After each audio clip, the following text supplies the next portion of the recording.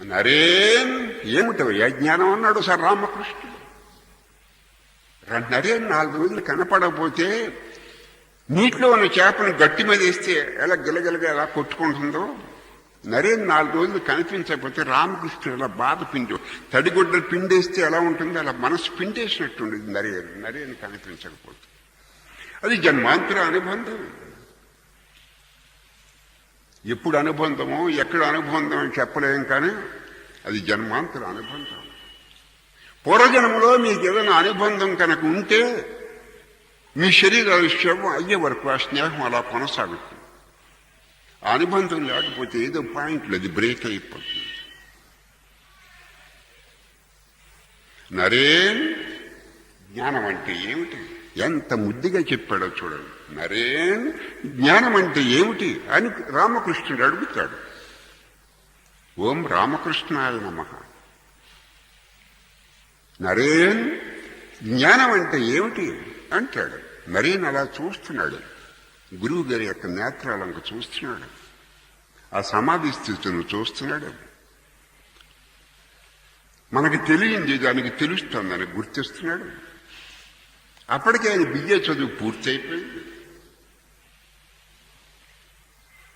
అంతకు ముందు రోజున దేవుడు లేడు, భీముడు లేడు అన్నాడు. నాకేదో గైలో ఉద్యోగం ఇస్తానంటే నా దగ్గర బిఏ అయిపోయింది, మేనేజర్ ఉద్యోగానికి వెళ్ళిపోతాను. అలా రామకృష్ణుడు అంత చూస్తున్నాడు. నరేన్ ఈ ప్రపంచ ప్రఖ్యాతి పొందవలసినటువంటి వీడు ఆ గైలో ఉద్యోగానికి ఎందుకు వెళ్తాడో ఈశ్వరుడు చూసుకుంటాడు కదా లోపల.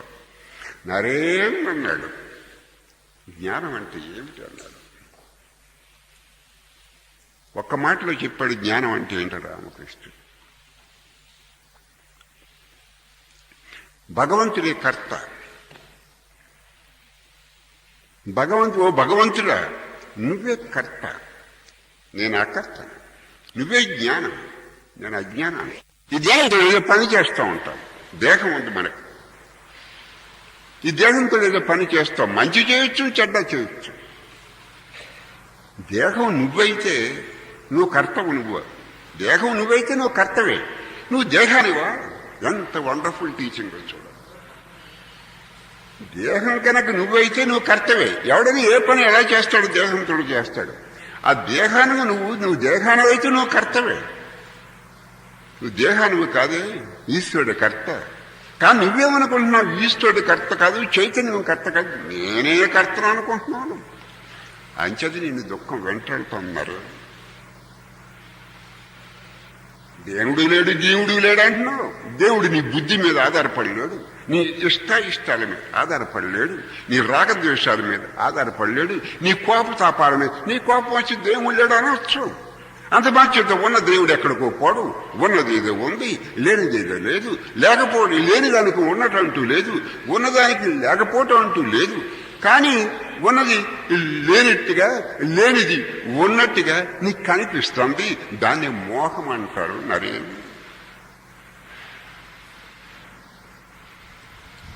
ఇప్పుడు మన కామెర్ల రోగం వచ్చిందనుకోండి, వస్తే అంత పచ్చగా కనిపించవచ్చు. అలాగని అంత పచ్చగా ఉందని కాదు.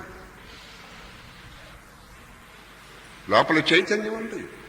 మనం సాధన చేసేప్పుడు అది వేరు, మనం వేరు, అది వేరు, మనం వేరు అని అనుకునే సాధన చేస్తూ ఉంటాం. అది ఎరుకులోకి వచ్చాక, అది అనుభవేకి వచ్చాక, నేననేటప్పటికి దేహం ఎలా స్ఫురిస్తుందో, నేననేటప్పటికి ఆ చైతన్యం స్ఫురించే ఆ టైంకి వచ్చాక అప్పుడు తెలుస్తుంది.